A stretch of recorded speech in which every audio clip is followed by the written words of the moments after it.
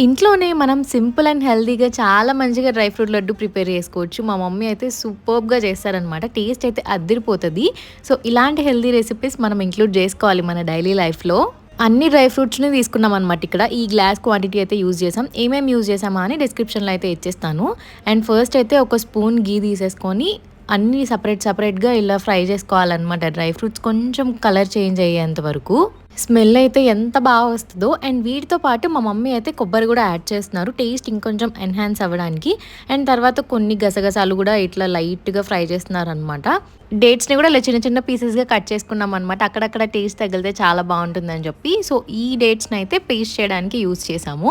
మంచిగా ఘీ అయితే తగులుతూ చాలా బావుంటుంది. ఎవ్రీ డ్రై ఫ్రూట్ వేసేటప్పుడు మమ్మీ ఒక్కొక్క స్పూన్ ఘీ అయితే వేశారనమాట. ఘీ స్మెల్ అయితే అద్దిరిపోయింది. మేమైతే విడిగా షుగర్ గానీ, జాగరీ గానీ యూజ్ చేయలేదు.